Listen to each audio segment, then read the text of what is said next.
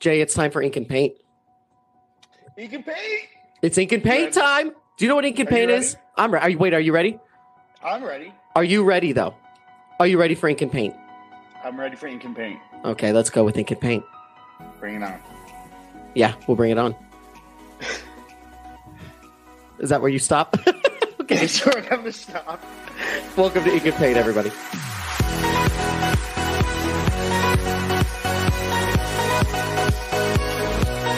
And welcome to another episode of Ink and Paint. I am Steve.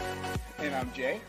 I am happy to be here. How about you, Jay? We have a lot of Disney news to talk about this week. We have a lot. Yeah. Well, a lot of really good news. Yeah, actually, I'll say this is unlike the other ones that we've been doing recently. I don't have a whole lot of bad Disney. I do have some, but it's kind of based on the same topic as before.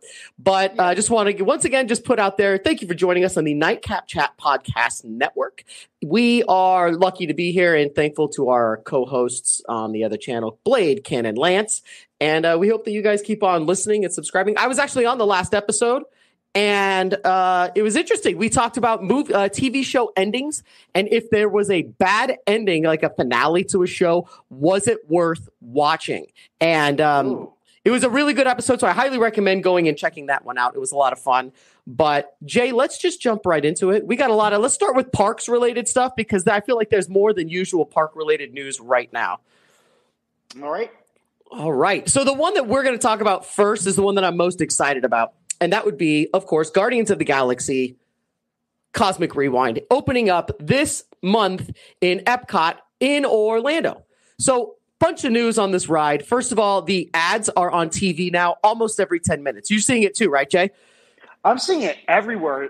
When I went and saw Doctor Strange? The movies. Yeah, Doctor Strange. It was in the beginning of Doctor Strange. So, I mean, wow. It was everywhere. So, yeah, we're seeing it on TV quite frequently now. And the cast members of the parks have started test runs. I know two people that work at the parks, and they have both gone on it now multiple times. And I think that it is going so well that they are bringing in family members to come and help do the launch starting next week. So if you know how rides work in the parks, that's a huge, huge step. That means that now they're going to start letting people post reviews on the ride, which they're out there. There's already video of the entire ride, which I said I wasn't going to watch, Jay, but I accidentally got sucked. So I have seen the entire ride on the like a POV. Going through. So I've watched that. So now that's a thing. They're letting all the professional podcasters and news people in Orlando come and do it. So all of that's great news for one specific reason. If it's that good, then they're going to be on time for opening. And we are going out there literally from across the country just for this ride, which is good news for us, Jay. Yes. So a couple of things. They have released the villain of the ride, and his name is Eason. E-S-O-N. I think that's how you say it, Eason. Now, I have to be honest.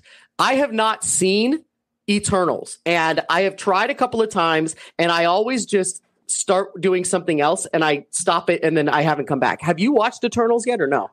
I've watched Eternals, and I don't know. It wasn't good, but, I mean, I'm familiar with what's going on. Well, I guess the reason I bring it up is, what do you see this Eternal, this guy Eason in the movie? Because he is what they call, what is he? What's his name again? His name is Eason, but he's a giant, huge, what are we calling him? Is he a celestial, right? He's a celestial named Eason.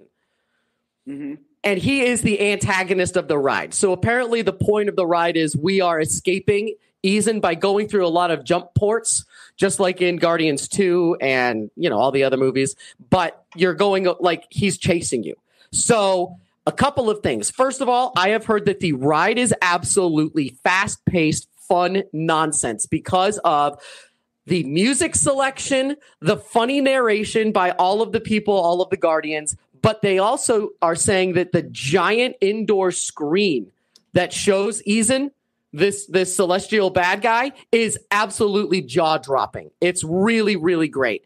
So, and if you watch any of the videos on YouTube, you'll see what I mean. He is huge. So it looks really cool. Is it like Snoke huge? Are you being a smartass? Because no, but go ahead. Because I know you hate Snoke and all of that stuff. So, but you know what I'm talking about? Like when you first see Snoke, how huge he was. Oh no! He is like 50 million times taller than us. Like he's huge. We're like a tiny little blip. He is massive.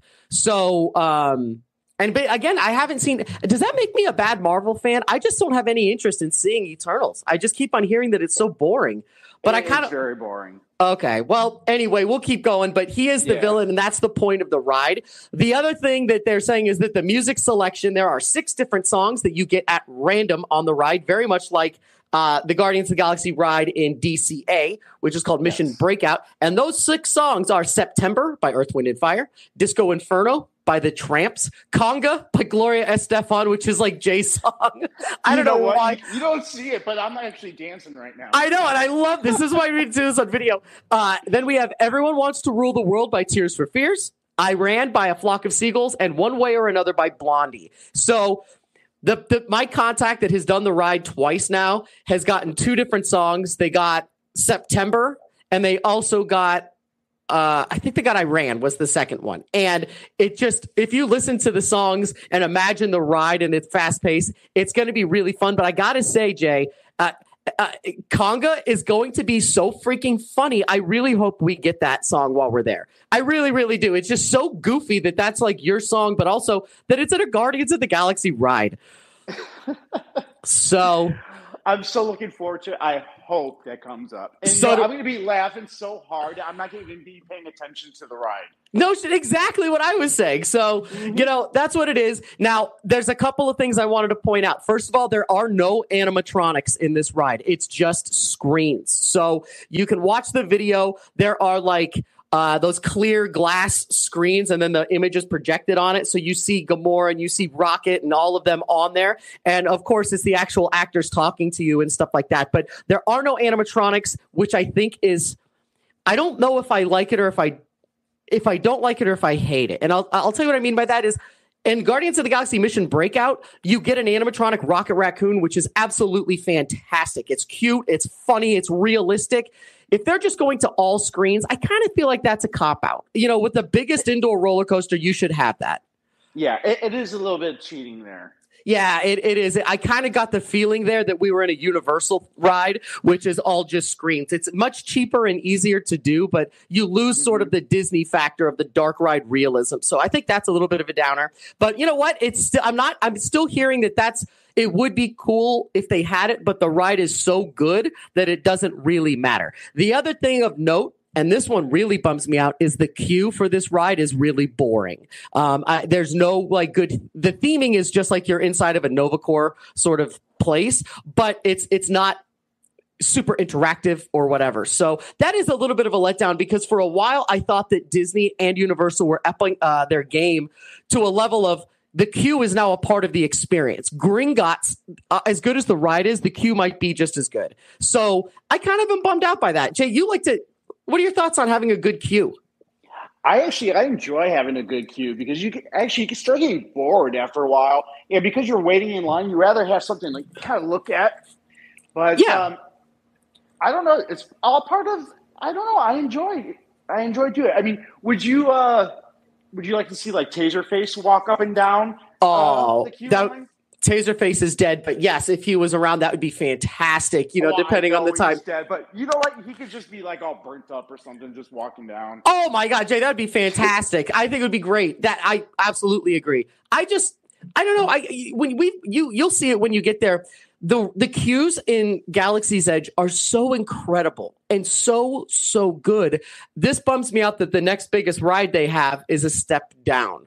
I mean, I know Spider-Man is technically the next ride, the one in DCA, and its queue is cute, but not really a big queue. Most of it's outside, and then the inside part is kind of short. But I was just hoping, maybe they were going to up their game. If we're going to be waiting 4 hours in line, let the last hour of it at least be cool and interactive like Harry Potter. So this is a little bit of a downer, being that the Guardians ride in California, Mission Breakout, has an amazing queue. So much so that I sometimes will let people pass me because I want to see the stuff in the boxes and crates and watch the video from scratch because I like it that much. Yeah. You know, I'm wondering if we should almost do a live I don't know, just kind of a quick, here's what the queue looks like when we're down there. Oh, so we'll definitely show off. Yeah. Well, you guys subscribe to us, not subscribe, but follow us on Instagram under Ink and Paint Show. And we will be doing lots of videos because Jay and I are going to be there together with our wives, and my kid's going to be there too. But it's going to be absolutely amazing because what are the odds that him and I are going to be able to get together in the park? So we're going to give you some really cool content, but follow us there and make sure you keep up and you'll see what's going on.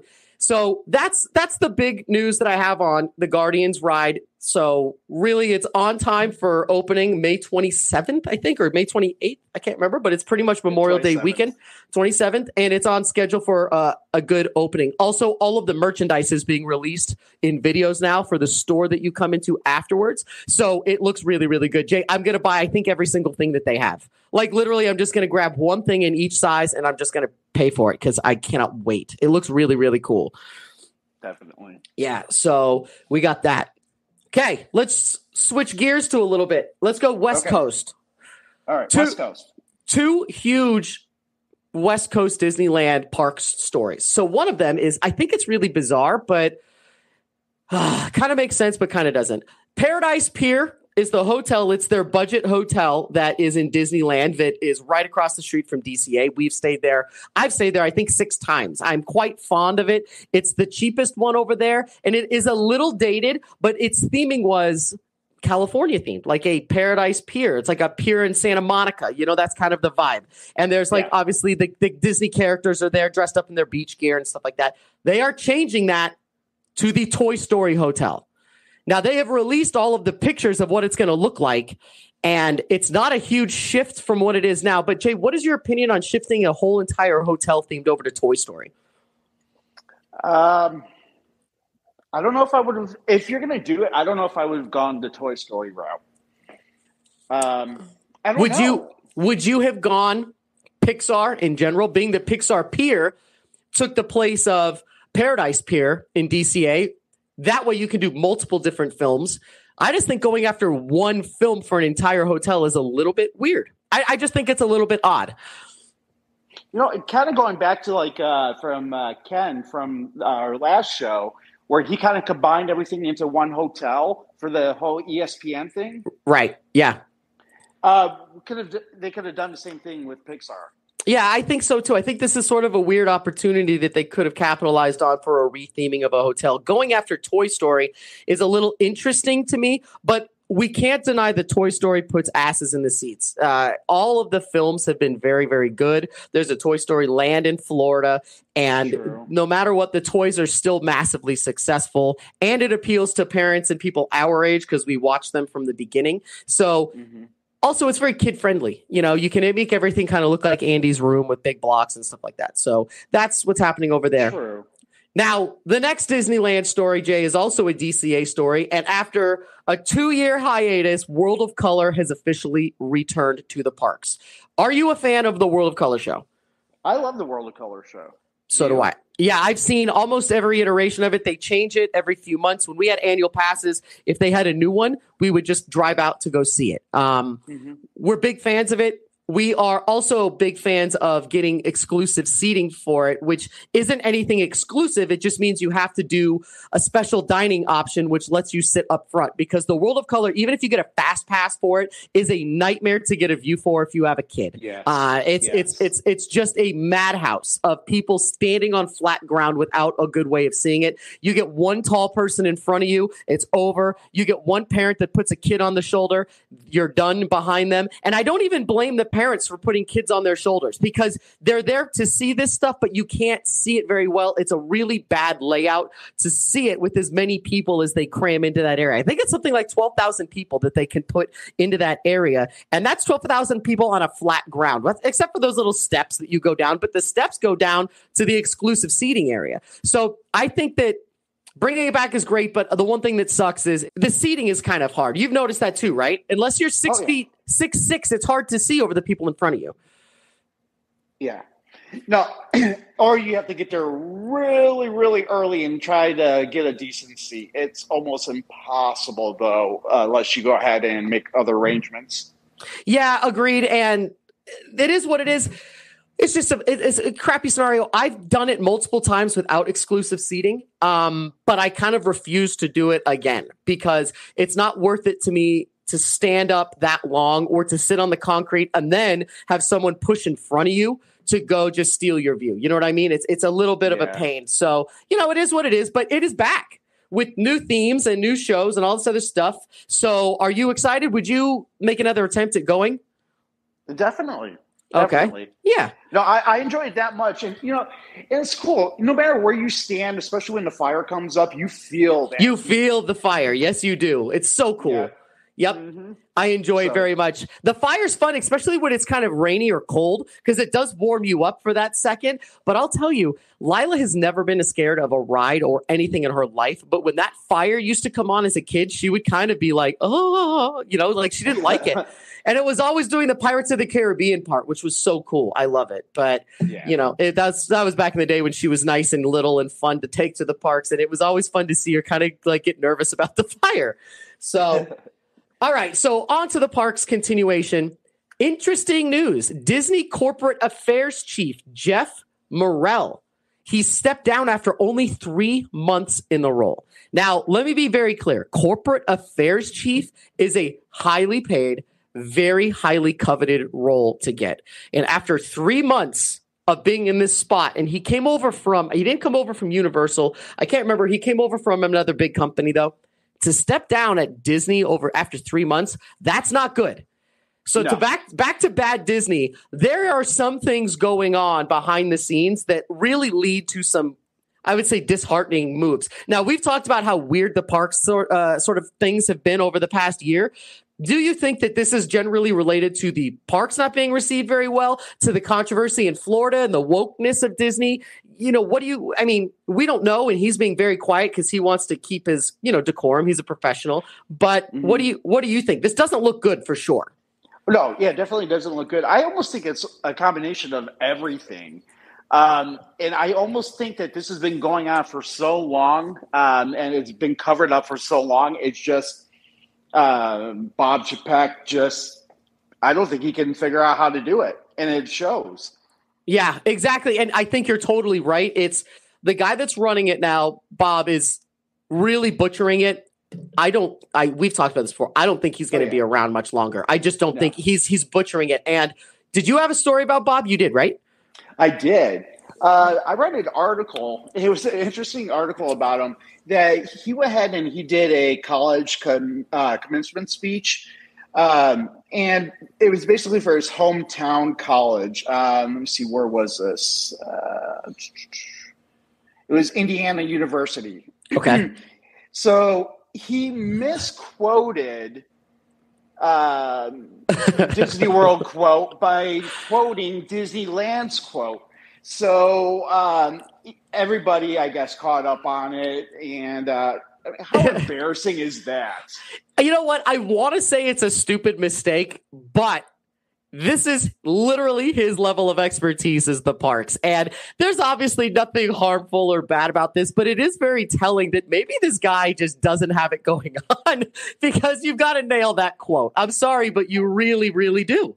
Yeah. So I mean, it's iconic. You can get that printed on doormats. You can get signs printed out for your house that say it. So it's interesting that he got it wrong, but I'll give the guy some credit. He is dealing with both parks. And right now, with all of the shit that's going on in the parks, he may just not have the focus. Maybe he's a little frazzled, but it is wildly funny that the guy that's screwing up the parks also screwed up the quote.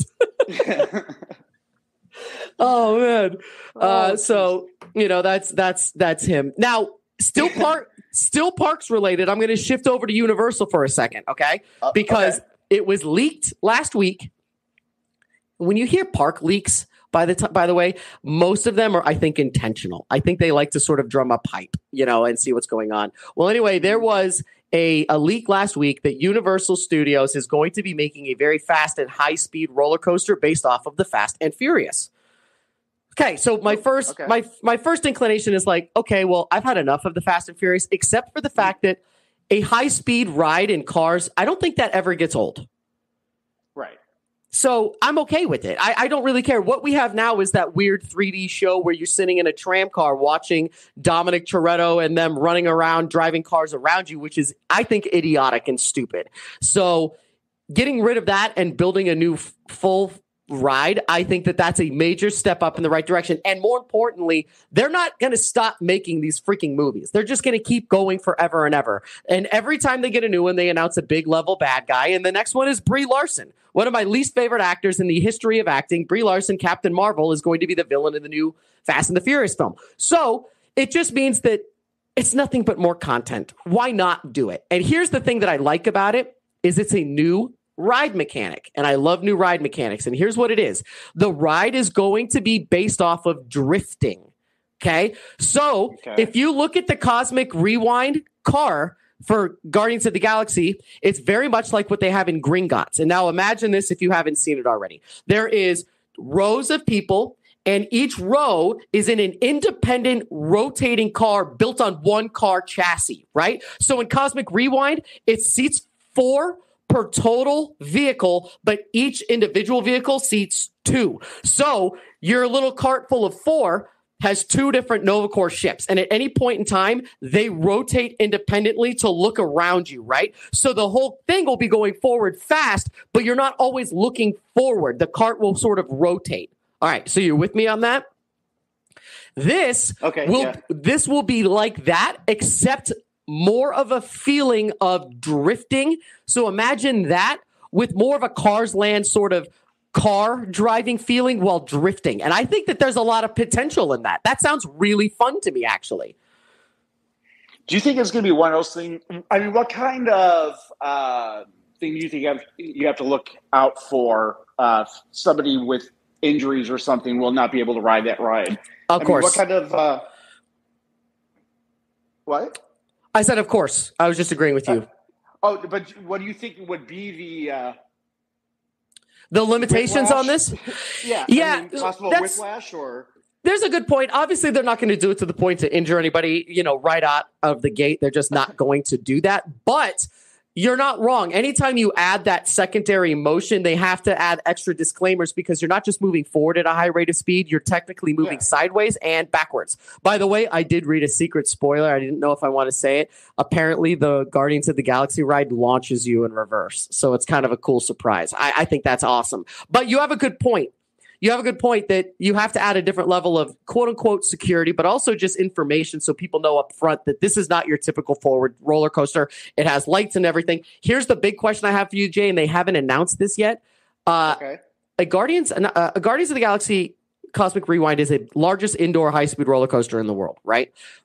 Mm-hmm. You have to think that this one will have to be indoors. A Fast and the Furious ride will have to be indoors because it's going to rely very heavily on screens just as well. It's going to have to because you can't just put them outside and make it look like Hagrid's motorcycle ride where you're going through old-timey stuff. That would be boring on a Fast and the Furious ride with drifting. You're going to need car sounds and things that you're drifting around and stuff like that. I think it's going to be almost a clone of Cosmic Rewind. The way that the ride mechanic is designed is eerily similar to the one in Cosmic Rewind.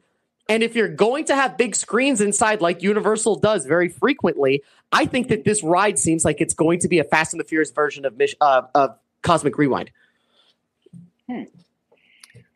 This would not be the first time that they've done a different ride, very similar, just to compete. But, I mean, what do you think? If you're having a Fast and the Furious ride where you're in a car that's drifting, you have to be indoors with screens, correct? You have to be. See, and I'm thinking how you could do it without. So I'm thinking like the Cars ride in DCA. Wow, you know what? I wonder you could now. They don't usually do dark through like a New York type thing, or a Tokyo, or whatever. Right. Do something like that. And then my mind went right to that video that we were watching, or that you shared with me on YouTube with. The whole thing with the Ghostbusters ride. Yep, I knew you were going to say that. So I'm like, that would be awesome too. But I think you're onto something. I think you can only do that indoors. I think maybe if you were smart, you could do a half and half, kind of like the Cars ride, or what's the one in Epcot, Test Track, where half of it's inside and then you go outside for the high speed chase part. I always like that. I like the idea of doing the inside part and then your car zooms outside at 75 miles an hour. I enjoy that. So maybe that's what they'll do. But either way, that's kind of where we're at with the parks related news, except for one last thing. This is bad Disney again. Oh, no. I have to go back. I forgot I had one more story. So last week, my mom was in Disneyland for 3 days, and she got the executive treatment, private tours for all 3 days because her friend is a high level vacation club member, and they have no problem spending money. And they bought these, exclusive passes, right? So they get to tour around with the tour guide, doing all the rides done, and they get a lot of information. Here's a couple things I want to tell you. Number one, Disney Genie still continues to be the worst idea in the history of anything. It's just a really, really garbage system. I think it's horrible. Jay, you're going to see it in just about 1 month how stupid it is. Here's the thing that they changed. Do you remember before I told you that they wanted to charge us $12 to get on the Spider-Man ride so we had a guaranteed fast pass? Okay. Yeah. Since I went there, they've made another change. Now that $12 varies on the day that you go. So one day my mom went and Rise of the Resistance was $15. The next day was a Monday and it was $20. $20, Jay. As bad as 12 was, $20 almost double that. So if you think you're going to be able to go there and spend $10 or $12 to get on your ride, you are dead wrong. Now, Jay, put that in consideration with your family. Seriously, $20 a person for one ride. I mean, when we go to Orlando next month, we will be paying whatever they say because we're flying cross country for one freaking ride. But outside of that, I would never, ever pay for that. I never would do it. I would just, I think it's offensive. Yeah.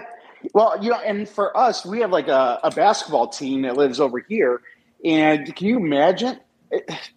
Man, $20. Yeah, that $20 each? Times the how many people are in your your whole family went $740 for one ride. $140 for one ride for your family. That is I genuinely think it's unforgivable. I mean, I genuinely, to the bottom of my soul, think that it is the biggest mistake ever. I can't believe it. But my mom kept on saying that, people were there. They were paying for it. So this is the thing. Disney parks have now literally become what they say they aren't. For such a woke company that wants to appeal to everybody, they now literally only cater to the most wealthy people out there that can afford to do this. I mean, at this point, Jay, you and I talked about this on the phone. They're one step away from being a county fair where you pay to get in and then you have to pay for tickets to go on each ride. I mean, it's a slippery slope. How do you decide now? Okay, so we have these two A-list rides, or e-ticket rides, if you'll call them that, right? You have Rise of the Resistance in Disneyland, and then in DCA, you have Spider-Man. Who's to say they don't want to do another cash grab and say, all right, well, we're adding Space Mountain. Now Space Mountain is an e-ticket ride, and you have to pay $8 to $10 per fast pass. Or now, if you want to do Soarin' or one of the other rides, there are Guardians of the Galaxy, which always has a long wait. I mean, it's a slippery slope, right? They could literally start charging for every freaking ride there. And I think that sucks.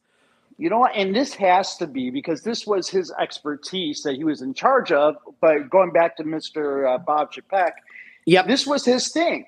So can you imagine? I mean, if he loses his job and brings Disney down with him, because I can see this really getting out of hand fast. Absolutely. So I think it could go. Here's the thing, though. Go bad. I don't know what that means anymore, because to me, it used to be go bad means that people are going to stop going. And so far, every time Disney jacks up the rates or adds an extra fee, they just sell out the park faster. I mean, I genuinely don't know what's going to stop it. So do I blame them? No, it's capitalism at its best. That's what it's for. You're going to charge for premium things and people are still going to pay for it. Sadly, that means you're letting the little guy go. The reason I bring it up is for such a woke company, they're making it very elite. To go to these parks now, you have to be pretty secure in your financial situation. And I know that people literally save all year for these trips. Mm-hmm. My question is, if you save all year for one of these trips and now it's twice as expensive, do you stop going every year? Do you make it every other year? Do you Maybe look at going to a Six Flags. Maybe do you entertain the idea of Universal, which is literally half the price? I mean, really, are they making a compelling argument to go to Disney anymore? I don't think that they are. I genuinely think that this is pushing people to go look at other options. And I think that the worst thing that Universal could do is change their rates. I think that they need to just ride this pony and let the overflow come over there. Because here's how it goes. People go to Orlando and they want to go do Disney for 5 days. I genuinely think that people are going to go do Disney now for 2 or 3 days, and then they're going to spend their money elsewhere. Maybe they'll go to SeaWorld or Universal. And I already told you, Universal puts just as good of a punch in there. They're just as good or better than Disney these days. I think that their rides are better. And they don't charge per ride. They just charge you your fee to get in. And I think that that's just going to keep on fueling Universal. So I don't know. I'm kind of mad at them for doing it, but it's like, hey, you know what? Universal's not complaining. I 100% agree with you, especially if I was in charge of Universal, I would, again, I would leave everything the same, not increase anything, just leave it the same, kind of ride it out. Because going back to, and we've talked about this the last couple of weeks, is with Disney Plus. Look at what Disney Plus is now, what they're doing and what they're charging now. They have so many people that have now subscribed since they went ahead and launched. Now they can go ahead and do whatever the heck they want to go ahead and do for that part of it. So you got those people, but then you also have the people that are now so sick of it, and they're saying, "Oh, I'm going to cancel my Disney Plus. I'm not doing this anymore because of what for whatever reason." So I don't know. I don't know if they're going to get a crowd continuing to go that way. Yeah, exactly. I don't know either, but I know that if you're going to keep on just nonstop with raising rates and all of this other stuff, you're going to have to see some. I don't know if they're seeing a lot of negative, traffic. Besides the news, I don't know if there is a lot of negative. All I know is they're going to see Universal get more. Yeah. They're going to see more. That's what I think is going to happen. Yeah. So I think that's where you're going to be. So anyway, that's all I have for park news, but we do have a handful of Disney Plus and Disney film news. Jay, can you please just tell us all what happened this week? Because I know for a freaking fact you're losing your mind over Obi-Wan. Obi-Wan. Oh my gosh. So I have to tell you that now I have so many people that know how much of a Star Wars fan I am that I get text messages all the time when something Star Wars comes up. So I really won't even have to do my own homework anymore because I have so many people that do it for me. So thank you guys. Anyway, I got the trailer sent to me like early in the morning. I'm like, I saw it. I'm like, oh my gosh. I sat down. I'm man enough to say I got teary-eyed. What a awesome trailer. I'm a huge Obi-Wan fan, huge Star Wars fan, but man, I am so excited for this thing. Yep. What about you, Steve?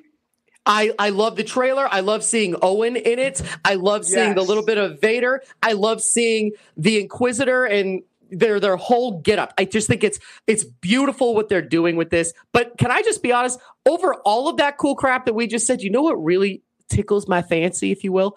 I just love seeing Ewan McGregor kick people's ass in that hallway. Like that guy, he's still Obi-Wan. He is the perfect Obi-Wan. And I just seeing him back in this mode, I'm in. I am so completely in. I love it so much. Mm-hmm. And there was some to this trailer. There was some clips from their little teaser that was still included in this. But the things that they added on top of it, like you brought up Owen, I love the little snark comments, like you trained his father. Yes. Great. It was great, and it's so honest and real. Yeah, It's fantastic. You can't not acknowledge that. It's genius. So I really think that this is going to be fantastic. I am a little bit bummed out that it's only a one season. It's like a series, but it does sort of lend to the idea that we already know where he is going. We know what he's been up to, and That's it. So just to talk about the cast a little bit, Hayden Christensen is Darth Vader. If you look at IMDb, he is now the second listed person. Ewan McGregor is third. And the top person listed is Rupert Friend, who will play the Grand Inquisitor. So I love that. I think it's all fantastic. I'm going to be so bummed out to see it go. But what I really also like about it, Jay, is that Deborah Chow, she is the writer and director of, I think, every episode of it. And you may be going, oh, who's Deborah Chow? I'm going to freaking tell you who Deborah Chow is. She did a lot of episodes of Mr. Robot. She did a bunch of episodes of The Mandalorian and Better Call Saul. She is absolutely beautiful at this role. And I'm shot out of a cannon to see her do it. I'm looking through it right now just to make sure. It looks like every episode is her. Let me just make sure it is her. So I love that, because when you have one standalone series, I think it has to be directed by one person. It's fun to see The Mandalorian be directed by multiple people. It's my favorite part about that show. But when it's a tight one season arc, it's got to be like a small movie. It has to be, right? Yeah. Yeah. So Deborah Chow directing every episode of it. It hits May 20. What day does it start? Is it? Ooh. Is it May 28th? It's this month. It's May. It's May. Oh, man. Let's see Why here. am I going blank on this? There's so much stuff coming out here in May right now. Let me see here. See who's faster. It is May 27th. May 27th. Yep. It's the same day the Guardians of the Galaxy ride opens up. It's pretty much the Friday of Memorial Day weekend. So there we go. I'm super pumped for it. I think it's going to be fantastic. I honestly don't think that they could mess this up. You know what I just thought of, Steve? What? Are we going to go ahead and miss an episode of Obi-Wan when we're down there? Well, I'll tell you, you'll miss an episode. I will not be missing an episode. You're going to be there before I am. So, well, wait a minute. It depends. Let me see. No, you'll be good. It's a week before you get out there. You're going to be good. Yeah, I'll be a few days late to watching it because I'll be doing Fan Fusion in Phoenix. But no, you'll be good. Okay. Yeah, you'll have time. So okay. and remember, if you haven't listened to the last episode, they're releasing episodes 1 and 2 together. So you'll have probably a 2-hour binge to watch of that. So I think that's great. Nice. All right, so I have an interesting next story to bring up, Jay, and this one I just find wildly fascinating. Wildly fascinating. Okay.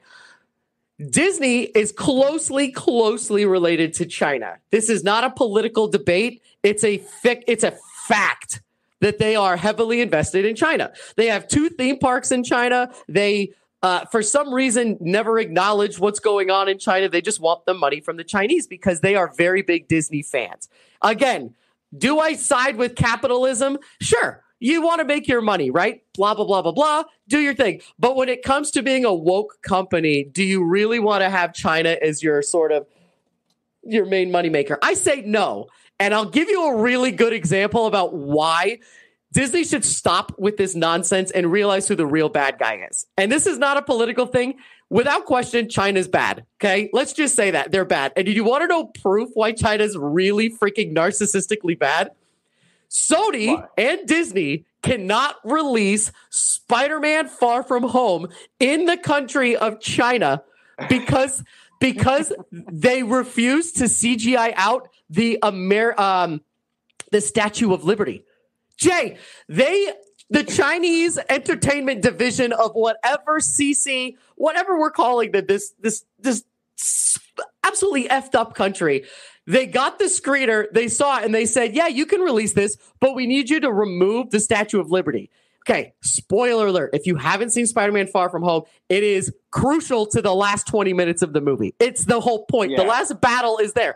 So they said, we can't. Now, here's the dark thing, Jay. Seriously, Sony and Disney tried to find a way to remove it. First of all, shame on them deeply. Shame on them so deeply for trying to remove an iconic... It's a Spider-Man icon. It's where he sits on his web-slinging days and he flies. That's what are we talking about? The fact that they even entertain this is disgusting to me. I mean, seriously, it's so hard for me to respect Disney these days. It's just gross. But how crazy is China? So China said you cannot have this movie screened in our country unless you remove it. And they said we can't. Not that we won't, but we can't. So they said no. What was the reasoning behind it? Why did they want it removed? Because they don't want to see the Statue of, they don't want to see anything positive about America. Any American landmarks? No, they want it to be in like some neutral, like Gotham City, something that doesn't exist in real life. So seeing the Empire State Building or the Statue of Liberty, they don't like that because it reflects on a beautiful country of America. It's a beautiful landmark. It is, in theory, our landmark. The Statue of Liberty is about as iconic as it can get. But China now drew the line and they said, no, we can't show this unless you CGI it out. And they said, we tried it, we can't. Isn't this insane? What freaking multiverse are we in where they were like, let's see, can we make this work? Sorry, guys, we can't make it work. So now China will never see or screen or hold it on their streaming services. They will never be able to see Spider-Man Far From Home because the Empire State Building isn't. No, I'm sorry, the Statue of Liberty isn't it? Isn't this the most just fucking, it's so weird. It's so weird to me. I don't get it. I'm wondering now because I'm thinking of like different movies that had monuments in it. And I was thinking Disney movies. So you think like National Treasure, they would have an issue with that? That's a really good point. And I think that because National Treasure was older before there was more of a conflict and all this other stuff, maybe that's on their services. I don't know. That's a really good point. I don't know. That's a very good point. Now, the interesting thing is most Disney films, including Pixar and everything, they don't really make a big point of it. So like in the one that I could really think of is, so in Turning Red, it's in Toronto. So I don't think anyone really cares. No one has a problem with the CN Tower or whatever it's called in Toronto, right? It's not a big deal, right? So when you look at, like, I'm thinking in my head of other Pixar ones, WALL-E is in space, Nemo's underwater, but the one I can really think of is Inside Out takes place in San Francisco and they show the Golden Gate Bridge. I don't know if they have a problem with something like that, but the Statue of Liberty means it was a gift from France, right? That's the point of it is, it's, this is America. Give us your sick, your crippled, your whatever. We're open and we are sympathetic to your needs. And China drew the line at that. That communist, psychotic country said no, and they actually tried to make it work, and they couldn't. I mean, the whole end of the movie is a fight on the Statue of Liberty. Are you whacked out of your mind? That's the entire climax of the movie. How would you alter that? You can't. There's no way. Which is why they said no, because they couldn't do it. But again, I have to stress the fact that they didn't say, no, we won't or we refuse. They said, no, we can't. They can't remove it because they already filmed it on there. I mean, it's so screwed up to me. I'm not trying to be Mr. Right-wing guy, anti-China, even though I think everyone should be anti-China because they're not good for anybody. But take that out of it. I just can't believe that they were willing to succumb to them. Isn't that wild? Or is it just me being a little bit keyed up? I don't know. It's just... No, it is wild. And you wonder now what is going to happen from this point forward. Does Disney now have to okay everything before they film it in order to get it screened in China? Jay, you just blew my mind. What does that mean for other films being shot? Are they going to know that this is a problem? And now they're going to so Wakanda's fine because it's a fictional place. Like, apparently they don't have a problem with European countries. It's just America, right? So does that mean that there's no more iconic landmarks in these films? Is Spider-Man just going to be in the Bronx with, sort of anonymous buildings in the background? I don't know. Where are they going to go from here? I don't know. That you just said it right out. That blew my mind, Jay, because I have no idea. Are they going to start altering their future? And right now, the way that Disney is operating, I would be surprised if they did. Yeah. Shocking. Sure. Yeah. All right. So we have 3 more stories to talk about. I'll do this one and then Jay will really tag team. The last one is it was just announced that Keanu Reeves is joining the MCU in an unannounced role. Ooh. Okay. Now, I love Keanu Reeves. I think that the entire world loves Keanu Reeves. He is a fan favorite. He is absolutely fantastic. Yeah. Joining the MCU to me seems like a no-brainer. You are getting the most Oscar-winning A-list actors of all time are now in Marvel films. It's outrageous, the list. I could go on and on and on with the list of people joining the MCU, because how long can you be an A-list actor and not be in a Marvel or a Star Wars movie these days, right? It's just, it's fantastic to have you in a fun, action-packed role. Yeah. So they haven't announced who he is. Now, I don't think he is going to be like a main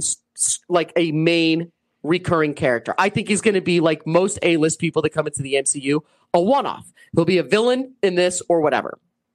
Does that sound about right? Or do you think he has the potential to play somebody else? Because I love this casting. One of our co-hosts hates it, and that would be Lance O'Neill. Him and I got into a very, very heated debate over this. And Lance thinks that they're just doing it because they're desperate. And I disagreed because they've had Oscar-winning actors since literally Iron Man 1. Jeff Bridges was in Iron Man 1, and he's about as A-list as it gets. I mean, so Robert Redford was in the Captain America films. Robert freaking Redford. So they have never just gone desperation mode. So I disagree with Lance on that, but he also said he would be okay with it if he was a one-off. Or he said, what if he was like an aged Nova, like educating a new Nova or something like that? You know, something like that. I just said something like that 3 times in a row. That's weird. But what are your thoughts on Keanu Reeves joining the MCU? You know, I love the idea. You cannot say enough about Keanu Reeves. The guy knows his trilogies. I mean, how many trilogies has he been a part of? Oh my God, The Matrix, John Wick. He is absolutely fantastic. Also, he is a fan favorite. He's never been offensive to anybody, and he does most of his own stunts, and he does nothing but work on the role. I don't understand why you wouldn't be just Bill and Ted. Bill and Ted. There we go. That's 3 right there. Yeah, I mean three trilogies. Oh my gosh. Yeah, he is fantastic. I love Keanu Reeves. I don't think that Blade dislikes Keanu Reeves. I think that he was saying, actually, I know what he was saying, is that the MCU is faltering so much right now. They're just going after like big names. And I disagree because they've been doing that even when it was good. So, you know, it is what it is. It's an A-list actor in the new Marvel movie, but I, again, don't care. And I actually embrace it. Also, Keanu Reeves has a really good reputation with Disney now because he played Duke Kaboom in Toy Story 4. And when you start working with the company like Disney or Pixar, they like to keep you around. They like to keep you if you've done anything good. So this is a positive thing. They don't usually take shitheads in a second time in a row. It's a little more pick and choose. And I think he's a perfect one to be in. I would love to see him as a bad guy. I would love to see him as a hero, whatever it is. I'm such a fan blindly. I'm glad that he's a part of it. Yeah. We don't know yet who or what, or even what film. We just know that he was secretly signed on to be in the MCU. So we'll let it go there. Let us know in the comments or email them or however the hell people contact Nightcap Chat. But we'll see what goes on. But yeah, Lance is heavily against it. And I couldn't disagree more. I just couldn't disagree more. I think he's a fantastic person to add on. Yeah. Yep. Me too. All right, Jay. So we're at the end of our show. We're going to go over our 2 reviews of Moon Knight, which ended, and Doctor Strange. We've seen both of them, and we want to discuss. So, Jay, yes. as I rub my fingers together, thinking about what I want to say, because I have a lot to say, I'm going to make it short. What do you want to talk about first, Moon Knight or Doctor Strange? You know what? Let's go ahead and start with Moon Knight. I knew you were going to say that because you want to get the bad one out of the way. Jay, I just kind of spoiled it. You're not a fan of Moon Knight. Can you tell people what your opinion was and why you weren't a fan? I don't know what was happening half the time. It was very hard to follow. There's just so much going on in this show. And for really, you don't know. I'm guessing that I really need to pay more attention to the comics. Maybe that would make more sense of this. But I was lost. As Ken said, the comics are very disjointed, and it's a very fan favorite. So if you started, apparently what Ken said last time was there's hours and hours and hours and multiple novels that you would have to read to get it, and they vary up from time to time. So I don't think you're wrong, but my point is to love a character, do you have to know their backstory in comic book form? Because if that's the case, I totally disagree with that marketing concept. You're supposed to put out a project that someone like you or me that has no knowledge of the background should be able to gravitate towards. Exactly. Something like Iron Man, we knew who Iron Man was. We knew who Thor was and the Hulk and Tony Stark, blah, blah, blah, right? But some of these side characters, I didn't know anything about the Guardians of the Galaxy. And they went way off and let James Gunn do his thing. And it was palatable and people loved it. Yeah. This, though, you did not like.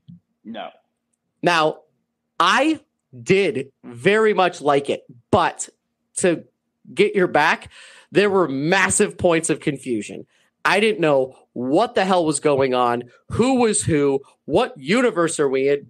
I didn't understand. And more importantly, don't be mad at me, people. Seriously, don't, because I just don't understand. From what I saw on the Moon Knight series, the character of Moon Knight seemed to be a very weak hero, and I don't know how he would fit in the MCU. Now, wait a minute. Before you get all mad and delete your subscription, here's what I mean.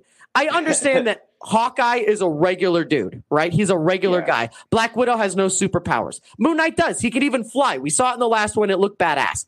I just don't really know how he's going to fit in with multiple personalities, being enchanted by a god. I just don't understand how it's going to work. I liked the post-credit scene ending where there's another one that Ken once again called out on the last episode, which he was spot on. Mm-hmm.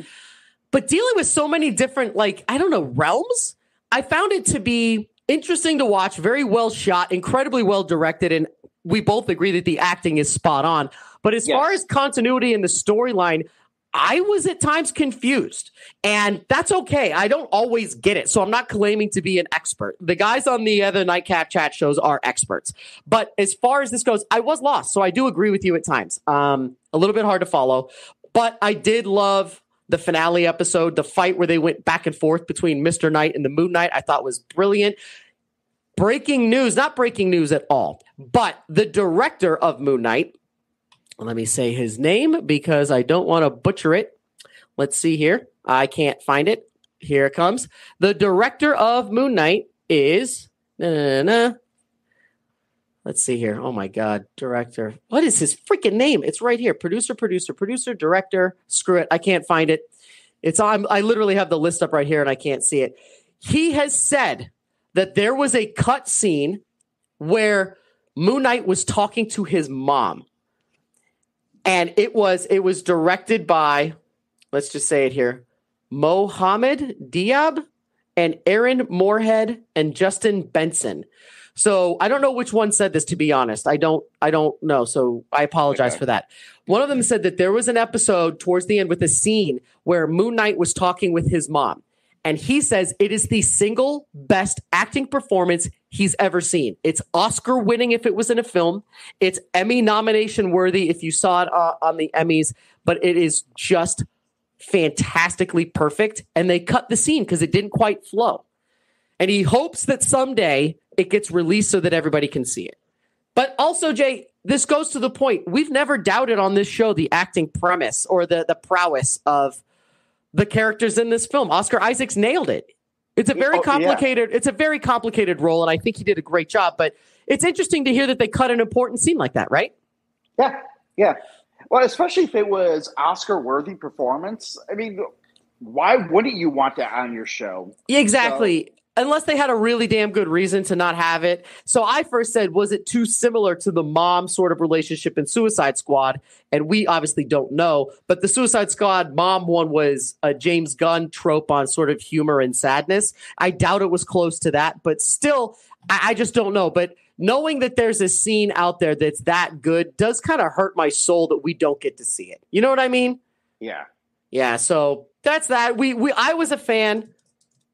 Jay was not a fan, but I was not a super fan. I enjoyed it very much. I look forward to every new episode, but Jay was not so much. What are your guys' thoughts? What did you think about Moon Knight? Let us know in the commentary, email, do your thing. I don't know how to get in touch with this group again. I've said that before. I don't know how to interact. I think it's just on Instagram and Facebook, but here's the big one, Jay. Just about 48 hours ago, we both finished like it was a hard thing to do. We both saw Doctor Strange and the Multiverse of Madness. What are your thoughts? Yes. All right. You want me to start off? Oh, I definitely do. I have some stats I want to read, so mine's going to be less interesting. I want to talk about how much money it made. Oh, okay. So I have to tell you, first off, well, do you want to go ahead? Let me start off by saying that the whole trailer for Avatar was at the very beginning. That is true. Yep. I have to say you and I talked, so I kind of had an idea on what to go ahead and expect because you saw the movie before I got a chance to. But I don't know. For Avatar, I thought it was very interesting. Obviously, it's not a full trailer, so you don't know what's going on. I totally agree with you, though, as far as that goes. As far as the do people even care anymore at this point? It's taken way too long for these movies to start being pumped out, and I don't know if anybody cares anymore. You know what? I obviously agree with you. I'm not a fan of the first Avatar. I'm not even a hipster. I saw it twice in the theaters. The first time I'm like, that's the best visuals I've ever seen in my life. I saw it in 3D. It was beautiful what James Cameron did. Then I saw it again in non-3D because it was all sold out. And I wanted to see it again. I'm like, okay, so the story is crap. The story is something that we've seen 100 other times. Not only Ferngully and Dances with Wolves, just that concept is idiotic to me, and I hate it. But the visuals are great. The visuals since then have been done by multiple different studios, including How to Train Your Dragon, even though that's a CGI movie. I mean, honestly, so is this. But I could give a crap about this. I honestly may not even go see this in the theaters, half because I want to let them know that I don't agree, but no one really cares about my one ticket. But also, I just don't care. I really don't want to spend 3 hours seeing a variation. But also, let's remind everybody, James Cameron has said that there's going to be 5 of these films. 5. So that means that when you see this, it's 100% going to end in a cliffhanger. And who the hell wants to stick around that long? I don't. So no. I did see the same trailer, and I also was like, okay, so it's Avatar except water. And they have banshees that swim underwater that you can hook up to. Yippity-doo. I don't care. I really don't. I am very adamant. I don't give a crap about Avatar anymore. Yeah. Yep. But jumping right into the movie, overall, I got to say, I enjoyed it. I did not think it was great. Nowhere near the Spider-Man level that it was being made out to be, from a lot of people, but or hoping to be from a lot of people. But you and I, we had talked, out of a 5, I gave it a solid 3.5. Yeah, we both have the exact same opinion on the rating. I enjoyed being in the theater and watching it. Yes. I thought it was wildly entertaining.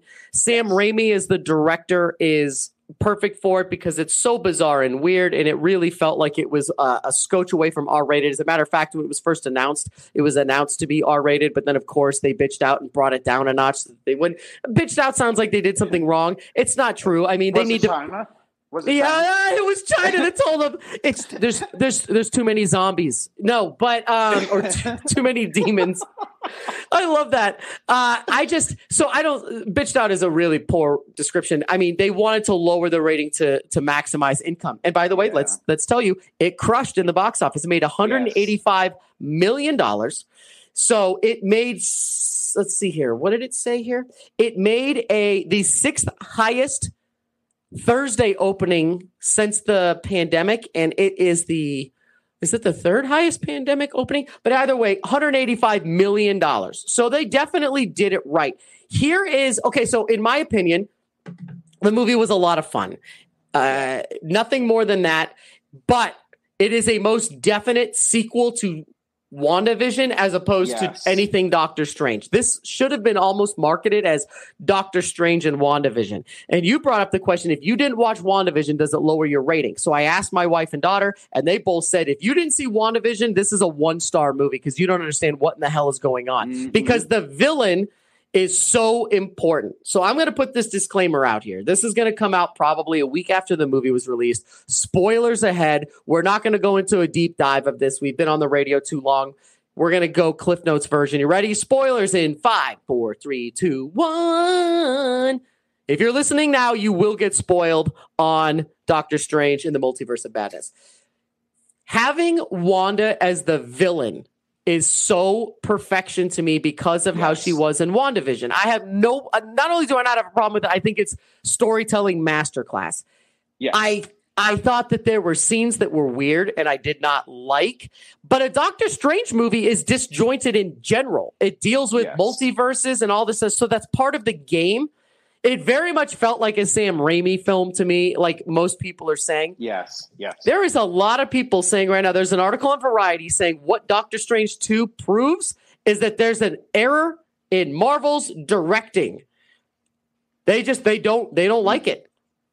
So that's the whole point is no one is really thinking that this is a great choice of directors. I completely disagree, and I think that the director worked very well. And in case you don't know, Sam Raimi not only directed The Evil Dead, all of those horror movies that people knew in the 80s, 90s, and whatever. He also was the first big MCU director and directed Spider-Man 1, 2, and 3 with Tobey stupid-ass Maguire. So he knows what he's doing, and this movie felt almost like an Evil Dead sequel. There were multiple references to books. His recurring cast is there. The horror factor was there. The fact that literally the dead, the demons, or what do we call them, Jay? They came out of the depths of hell to fight him, ended up sort of working with him. Nothing is more Sam Raimi than that. It felt very much Raimi, and I don't mind. Because Spider-Man 1, 2, and 3 did not feel Raimi at all. It felt like a Spider-Man movie to me, but that was our first sort of introduction to it. This was a little different, and I don't care. I thought it was wildly fun. I have nothing bad to say about it, except for the fact that I really hated the music note fight scene. So did my brother-in-law and sister. They thought it was stupid and goofy. We are in the minority. On Reddit, people are loving it, saying, oh, that's such a Raimi thing. I don't know what that means. I've never seen him have people fight with music notes floating in the air before, or anything even remotely close to that. I hated that scene. It was nauseating. Yeah. But I liked everything else. I thought everything else was wildly fun.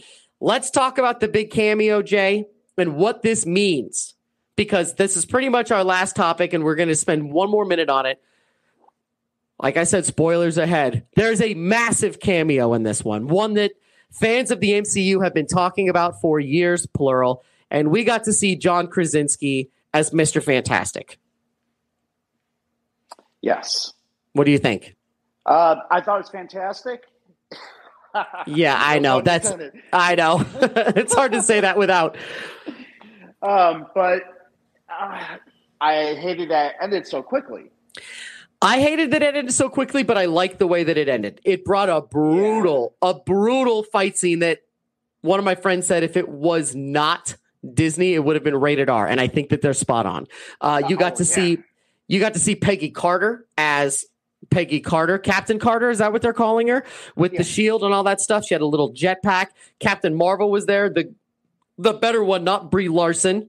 And I forget the other guy's name with the pitchfork with the who has the craziest death of all time. But we're not talking about that. People have been asking for John Krasinski to play Mr. Fantastic for, I think, 5 years since A Quiet Place came out. And people were like, he's going to be perfect and his wife should play Sue Storm. And I completely agree. So this means that in the MCU's multiverse, John Krasinski is out there playing Mr. Fantastic in other worlds. Does that obviously means that soon we're going to see casting for the Fantastic Four Marvel movie, right? The MCU version. And he will. And this kind of ends the suspense. Yes, it will be him. Who are we going to get to play the Human Torch and the Thing and Sue Storm? We don't know, let alone directors. But I think this now solidifies we will see Krasinski in the MCU in the role that he was literally built for. You agree? Yeah. Yeah, absolutely. I totally agree with you. I do want to go ahead and touch real quick on Sam Raimi. And totally agree with you as far as very much his film. I read, and I thought this was very, very interesting, that he did not watch the whole WandaVision series. Wow. Is that for real? I just read it today. He admitted he did not watch the whole series, that he was only shown certain parts that would basically help him with his film. So I find that very interesting. Almost I feel let down in a way. I could not agree with you more. Let's look over some facts real quick. WandaVision is 9 episodes. It has an 8 rating on IMDb, which is incredibly high. There are episodes that are rated in 8.7, 8.9, 8.7, 8.3, 8.9, and 8.3. Very high rate. These episodes were between 24 and 40-something minutes long. Why couldn't he have just watched this show? That's wildly entertaining to me. Yes. Fascinating. But I'll tell you, he got the broad strokes down. Wanda was obsessed with a world that she didn't have with her kids and needed it back and made her super powerful. So whatever it is, you're right. It does cheapen it to me, but he still got the broad strokes down, which is all we really needed. So I think that we're okay, but that is odd as hell to me that he wouldn't watch the subject material of his antagonists of the film. That's bizarre as hell to me. I don't know. It's not like it's a time-consuming thing. No. That's weird. That is very weird. Well, I still enjoyed my time in the theater. I would very much like to see it a second time so that I could pick up on some things that I didn't notice the first time. It doesn't it's not breaking my top 5 or even my top 10 MCU movies, but it was definitely a good time. I don't have anything bad to say about it, except for I hated the music note scene, but that's hardly a reason to hate the movie. It was just it was a great time in the theater, and I'm glad that it's back. I really like Benedict Cumberbatch and her, and I liked everybody cast. Wong is fantastic. The one thing I will say is I got very excited when they started talking about we need someone with witchcraft. I thought for sure that they were going to bring Agnes. Agnes, what's her name? Agatha Hartfeld. I thought that they were going to bring Agatha back. Agatha Harkfeld. I was so excited. I'm like, oh my God, is Agatha going to be in this? And she wasn't. So, spoiler, there's that. Also, let's go with the post-credit scene. We now have Angelina Jolie, who plays... Oh, what is her name? It's Charlize Theron. I said Angelina Jolie. Charlize Theron. I'm sorry. I'm getting Eternal stuck in my head. It's Charlize Theron, who plays one of Stephen Strange's wives, who they are divorced in one of the multiverses, and also plays Dormammu. Is that his name? It's his niece. And I don't really understand how in the hell that works, but it does. So there we go. I thought it was kind of an anticlimactic one, and I don't know where it's going, but I do know that we will get more Doctor Strange. Now, will we get more? Will we get more Scarlet Witch? I don't know, because her contract is up. She does not have any more lined up to go and film, and they no longer do multi-picture deals over there. They want to give the actors more freedom to do what they want to do, so you never know if someone's dead or not. The wide response on Reddit is the poof of red that you see when the building crushes down on her is not her dying. It's her summoning some sort of power. Whether it's her going to a different multiverse or to some sort of different witchcraft plane of existence, the wide response is that she is not dead. I don't know how you bring her back in this realm as a good guy or a bad guy, but I don't think I hope she's not dead because we both love her character so much, but I don't know how you do it correctly. But you know what? That's not for me to decide. I am just excited that it exists in this world. So there we go. Well, that's about it, man. We just covered a hell of a lot of topics. The next show we do I don't know what we have on tap. I don't obviously have any new stories to say, but it'll probably be between now and when we go to the parks to go do our thing. But make sure you subscribe, tell your friends, comment, whatever the hell people do. But go follow Nightcap Chat on all of their platforms. And again, obviously, I kind of speak for both of us. We thank Lance, Blade, and Ken for letting us be on. Jay, what do you got? Anything else coming up, or are we good to go? I think we're good to go. Thanks again, everybody. I'm Steve. I'm Jay. And be greater. Be yourself.